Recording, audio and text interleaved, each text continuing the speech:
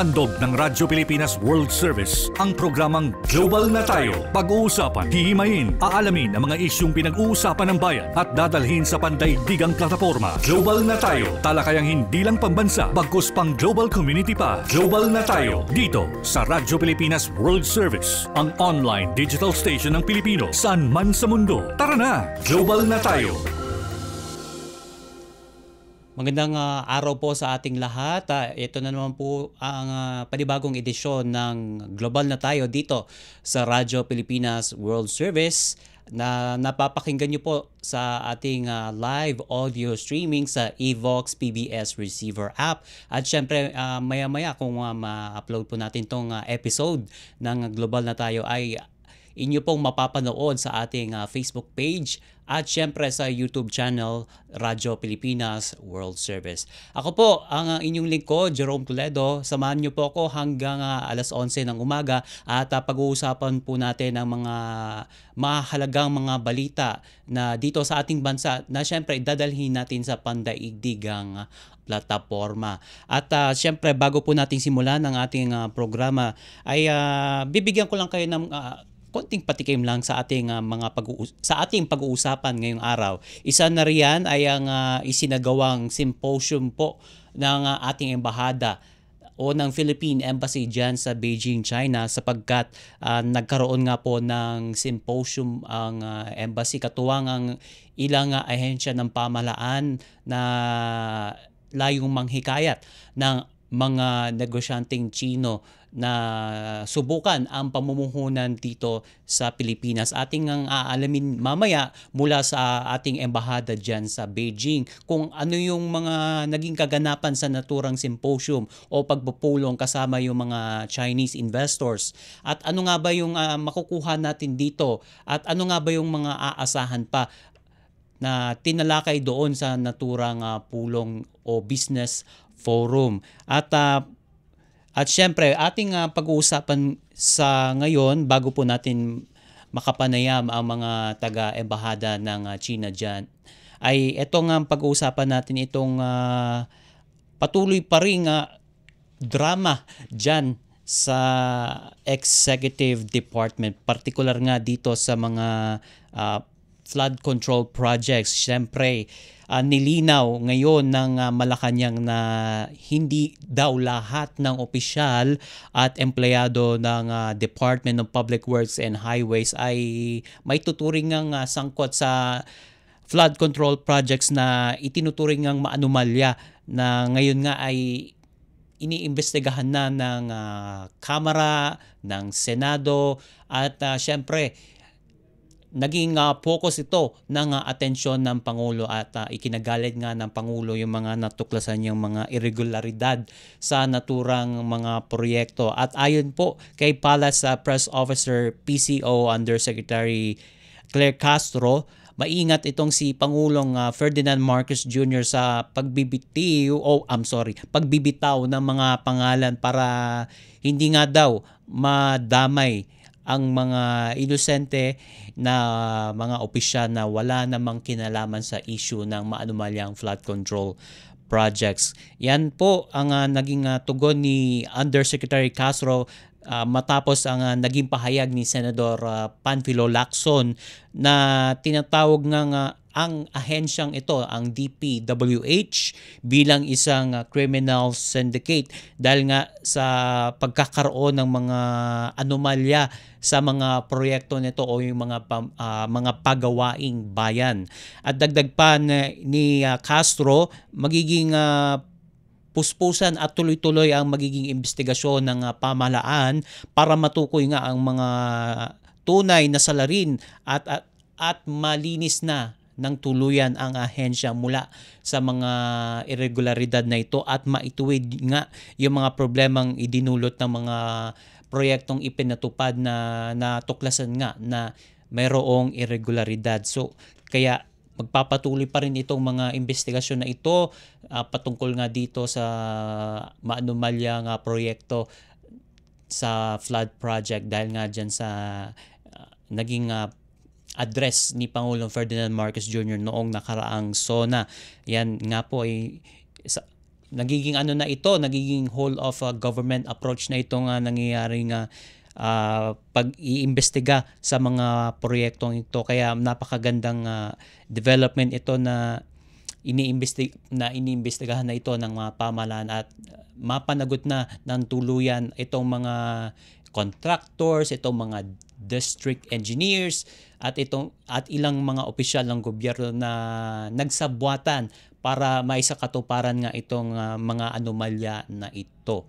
Kaya ating pong dapat po nating bantayan yan. Kailangan maging aktibo po ang publiko pagdating sa usapin na iyan. At speaking of itong flood control projects, hinimok nga kasi nagkaroon nga ng pag-aresto doon sa district engineer ng Batangas dahil nga sa tangkang panunuhol nga doon sa isang kongresista sa katauhan ni Representative Leandro Legarda Leviste na tinangka nga suhulan nga na isang district engineer ng mahigit 300 milyon no na nilagay milyong piso na nilagay pa doon sa bag para iabot doon sa kongresista, pero syempre hindi ito tinolerate ng mambabatas ang naturang maling gawain. At hinimok nga ng Malacanang itong si Batangas 1st District Representative Leandro Leviste na makipagpulong kay Pangulong Ferdinand Marcos Jr. para ibunyag na niya lahat ng kanyang nalalaman tungkol sa maanumalyang flood control projects, particular dyan sa kanyang distrito. Yun nga, matapos yung nangyaring suhulan o yung nabigong suhulan sa pagitan ng isang DPWH district engineer. Ayon nga kay PCO Undersecretary Claire Castro, malaking tulong yung naging impormasyon ni Leviste para mabisto ang mga malalaking pangalan at mga kontratista na posibleng na nasa likod ng naturang mga katiwalian. Dagdag pa ni Castro, hindi lang dapat papanagutin ang sangkot na district engineer, kundi yung mga nasa likod ng operasyon. Kahit na maliit ang naging papel ay dapat ay managot din sila sa batas. At tugon yan ng palasyo sa pahayag nga ni Senator Lacson na malalaking kontratista ang nasa likod o yung utak ng panunuhol at ginagamit lang na bagman ang mga district engineer. Habang hinihintay pa ng Malacanang ang ibibigay na impormasyon ni Leviste para masimulan na ang mas malalimang investigasyon kaugnay ng mga maanumalyang proyekto. Kaya gaya ng ating nasabi nga, kailangan nga magbantay ang publiko para tuluyan ng mapanagot itong mga opisyal, itong mga kontratista na talaga namang nagsabwatan para i-plunder ang kabana ng bayan. At dahil dyan, magbibigay muna tayo ng ilang mga paalala. Pero syempre sa ating pagbabalik dito sa Global na Tayo, makakapiling na natin ang Embahada ng Pilipinas sa Beijing, China. Kaugnay nga nitong naging symposium nga dito sa o particular nga ang business symposium para makahikayat nga ang ating bansa ng mga negosyanteng Chino at syempre maging parte sila o makibahagi sila sa pag-unlad ng ating ekonomiya. Makakapanayan po natin sila sa loob lamang ng ilang sandali. Magbabalik po ang Global na Tayo. Itinuloy na po natin ang zero balance billing.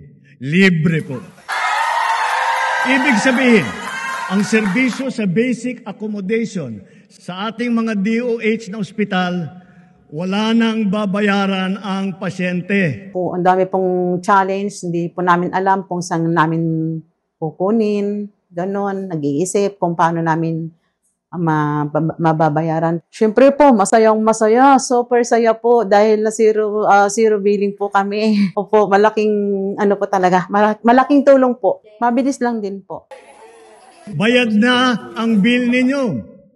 Uulitin ko, wala nang kailangan bayaran ng pasyente basta sa DOH Hospital dahil bayad na po ang bill ninyo. Naiyak ako kasi sobrang saya. Maraming salamat po, Mr. President Bongbong Marcos Jr. Hindi kami nagkamali ng taong ihinalal. Balik po tayo dito sa programang Global na Tayo dito sa Radyo Pilipinas World Service. Ako pa rin po ang inyong lingkod, Jerome Toledo. At syempre, ang pansamantala po muna nating inupuan ang programang ito na ang original host po nito ay si Mr. Ray Sampang. At syempre, ito nga, pag-uusapan na po natin itong naganap na business symposium sa pagitan nga ng Philippine Embassy sa Beijing, China, katuwang ang ilang ahensya at syempre itong Global Investment Council. At ang layunin ng naturang aktibidad, itong ginawang symposium dyan sa China ay makahikayat ng mga negosyanteng Chino na maglagak ng puhunan sa Pilipinas. At para malaman pa natin ang detalye kaugnay nito, makakasama na po natin sa linya ng komunikasyon ang Commercial Counselor ng Embahada ng Pilipinas, si Mr. Glenn Peñaranda, at ang Tourism Counselor po na si Mr. Ireneo Reyes.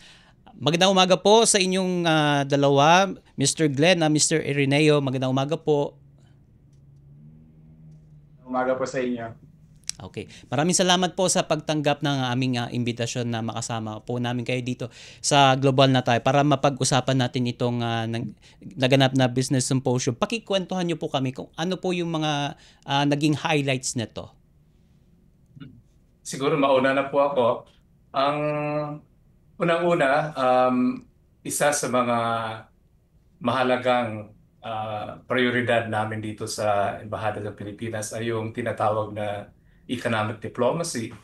At ito kasama yung ating pakipag-ugnayan sa mga business groups dito sa China. Sa mga aming engagement sa business community dito, na nakita namin na may interest sa kanila na yung tinatawag nilang Go Global.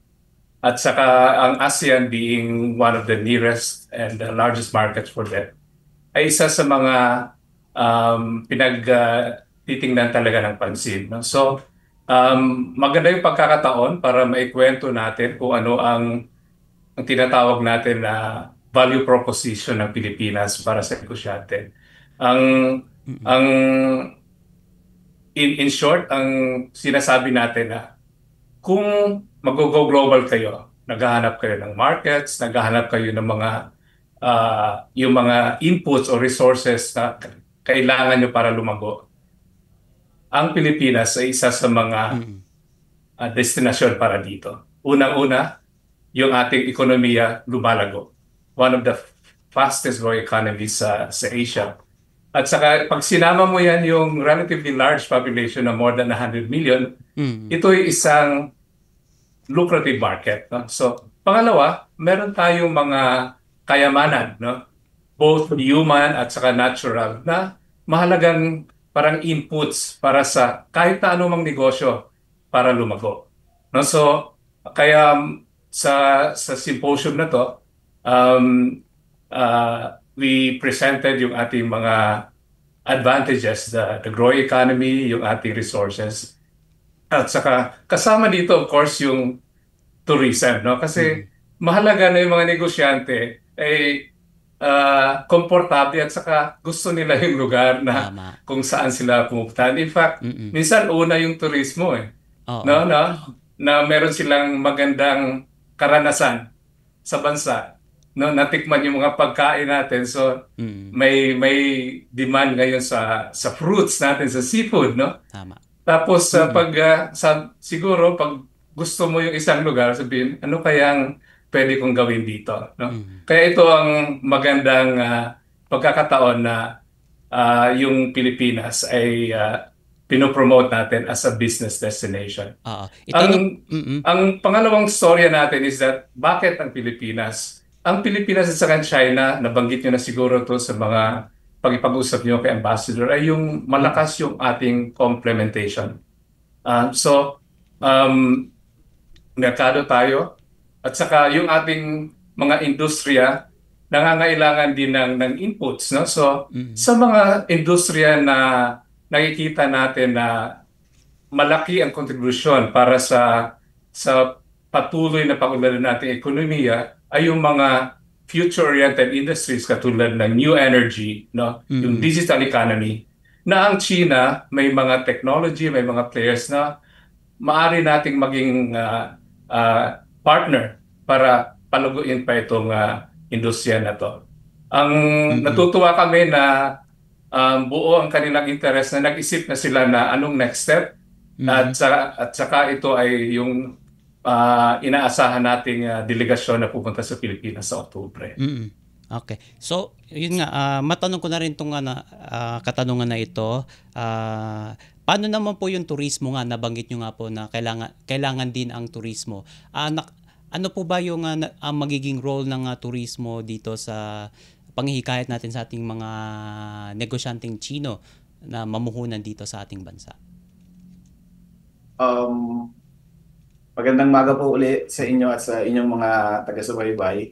Para sa parte ng turismo, I think na-mention na ni Councilor Glenn, it's isang baka napaka-importanting bagay kasi dito naka-angkla yung ating people-to-people exchange o yung ating pagkakaibigan.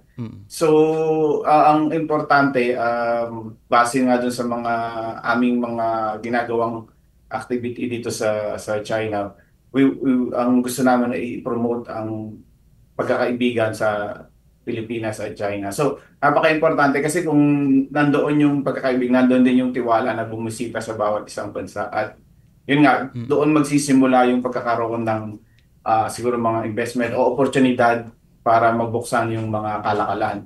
Sa turismo naman po, although we want to promote nga yung ating mga destinasyon at saka during nga po dun sa nakaraang activity, naipakita natin itong mga iba't ibang destinasyon ng Pilipinas sa ating mga posibleng mga investors na ating hinihikayat na bumisita sa Pilipinas. I think isa pa sa importante as sa parte naman nung sa tourism investment is maipakita natin na may mga oportunidad sa Pilipinas para makapag-invest. Lumalaki rin ang ating turismo, especially yung ating domestic tourism now, which is nung nakaraang taon is around 52 million po. So yun po ay isang malaking bagay. So dahil po dyan, kung lumalaki yung demand, kailangan po ng mga bagong pamamaraan ng mga investors. Katulad po ngayon kasi tayo ay isang island destination, so we will try to push yung ecotourism o yung sustainability, which is napakahalaga po ngayon. At dito sa bansang China, marami na po silang mga kakayahan katulad ng mga renewable energy, even yung transport system. Hindi lang po yung panglupa, pati pang dagat. So ito ay nakakatulong sa turismo kasi kailangan nating preserve yung ating natural na environment kasi po yun ang ating ino-offer sa ating mga turista. So malaking bagay po yun na makakatulong po siya kung magkakaroon po ng patuloy na na pag-uugnayan at yung pagkakalakalan doon po sa turismo, sa aspeto ng turismo. Okay. So, well said nga, na-emphasize nga natin, Mr. Ireneo, itong importansya ng turismo sa ating ekonomiya at syempre itong sa mga prospect na manggagaling nga doon sa ating mga Chinese investors. Ito, matanong ko po, i-address ko po ito kay Mr. Glenn. Ano po ang mga particular na benepisyo o insentibo na iniaalok o may-aalok ng Pilipinas sa mga Chinese investors, lalo na po o sa ilalim po ng Create More Act? Kasi naipatupad na po itong batas na ito, Mr. Glenn. Yes, importanteng bahagi ng aming napamahagi sa mga potential investors natin ay yung buong parang enhancement ng business climate sa Pilipinas, no? Ang mga polisiya ng Pilipinas can be described na ngayon investor friendly at saka market oriented, no? So ang strategic positioning ng Pilipinas ay base dito sa mga sa positioning na ito, no? Na sa palagay natin ito yung tinitingnan naman ng mga namumuhunan, hindi lang sa China, kundi sa buong mundo, no? Sa Create More, yung ating mga incentives ay pinalawak pa pinatagal para masuportahan talaga yung mga strategic investments. Mhm. Ang summary nito ay kung maglalagay ka ng negosyo na may technology, ay gusto natin na mag-improve yung ating industries. Kung dadalhin mo ito outside of the urban areas kasi gusto natin yung maikalat yung ating industriya sa mga probinsya para mas maraming makikinabang. Bibigyan ka ng incentives na mas matagal. Yeah. No? So the more technology, the more dispersed your location is, the more incentives. So kaya at saka base sa mga kausap namin mga negosyante dito, mahigit pa dito sa incentives. Parang ano na yan parang palamuti, no? Kung pero ang pinakamalakas talaga na atraksyon ay yung lumalago nating ekonomiya at saka yung malaking populasyon, no? Yung lumalago ekonomiya, growing economy ay maraming kailangan, no? Katulad na for example sa digital economy nga, no? Gusto ng Pilipinas yung wifi makarating sa lahat ng sulok ng Pilipinas. Ang China, may mga teknolohiya sila na pwede natin gamitin. No? Yung konektadong Pinoy, nagbubukas nitong industriya na to sa mas marami pang mga investor para may competition at saka para bumaba yung presyo ng services. Yan. Itong industriya na to ngayon, sabi nga ni Rene na gusto natin yung sustainable industries. Yan. No? Ngayon, karamihan ng telco operations, mga data centers na nagsusuporta nito, kailangan nila ng new energy. Kilala natin na ang China naman, ang siguro ngayon, kilala sila pinakamalakas sa industriya na to. Okay. No? At saka natutuwa kami na karamihan sa mga proyekto natin sa Pilipinas, kasama yung mga Chinese companies sa pag-implement nito. Ayan. Isang na siguro narinig niyo yung pinakamalaking solar farm sa Asia ngayon, yung Terra Solar sa Nueva Ecija. Project ito ng Pangilinan Group, no? Ang kanilang partner dito na nag-install na ngayon ng solar farm ay Energy China. No? So maraming karugtong ng mga industriya na maraming mga Chinese enterprises ang kasama natin sa pag-implement nito. Ayan. And speaking of that, matanong ko na rin to, Mr. Glenn, meron na po ba mga Chinese companies na nagpahayag ng matinding interes sa pag-invest sa Pilipinas matapos nga itong symposium? Mabalik ko lang doon sa naging usapan natin kanina. Sa totoo lang, kaso hindi lang namin pwede sabihin pa yung mga pangalan. No? May mga kausap na kami nila, ambassador ng mga companies na nakatingin ng seryoso sa Pilipinas. Ano pong mga industriya ito? Sa electronics, sa new energy, even sa mga electric vehicles at saka yung kasamang industriya nito, no? At saka even sa mga consumer goods, no? Pati na sa pagkain, no?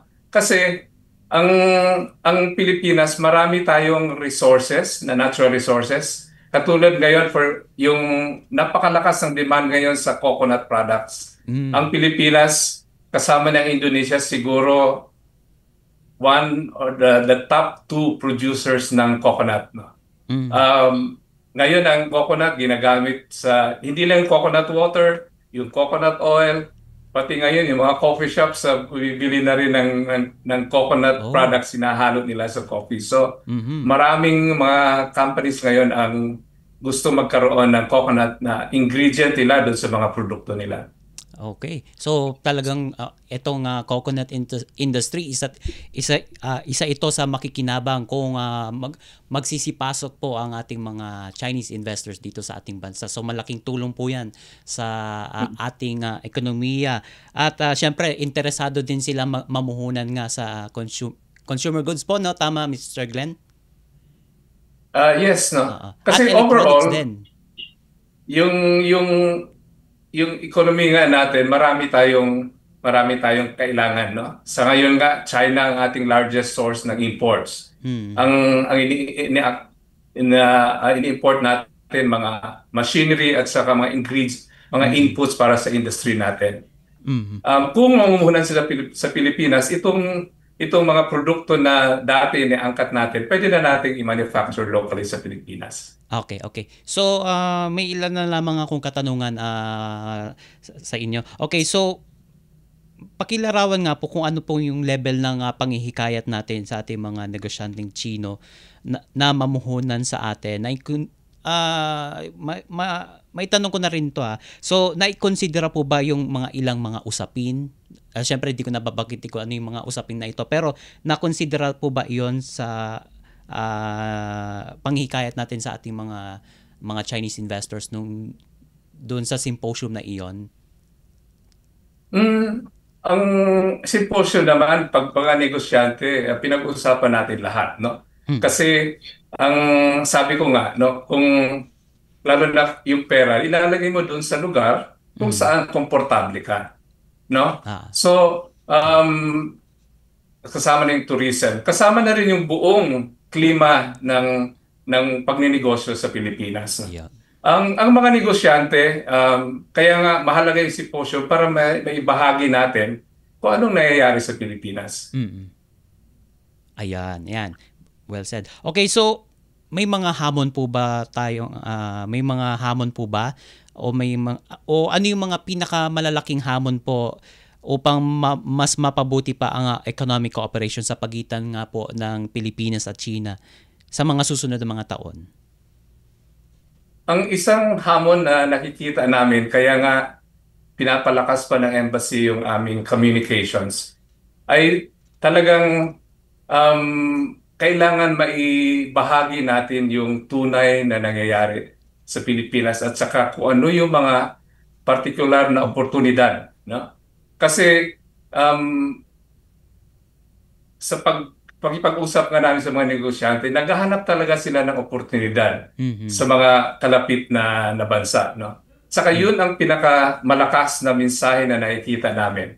At saka natutuwa kami kasi pagkakataon nga na may bahagi natin kung ano nangyayari sa Pilipinas, no? Tama. Okay. So, ito huling punto na lang po. Ano yung pinaka bentahe natin sa ating mga investors? Ano po yung tanong po? Ano yung pinakamalaki nating bentahe pagdating po sa ating mga investors? Ang sinasabi natin palagi na ang most important competitive advantage ng Pilipinas ay ang ating human resources. No? Sa mga industriya ngayon, hindi lang yung strength but yung talent. No? Yun talaga, no? At saka itong talento ng Pilipinas nakikilala na strategic resource ito kasi mga bata pa. So ang benefit nito ay tatagal pa. Marami kaming kausap, hindi lang mga Chino na negosyante, kundi hindi yung mga negosyante sa mga kalapit nating bansa na may mga aging population.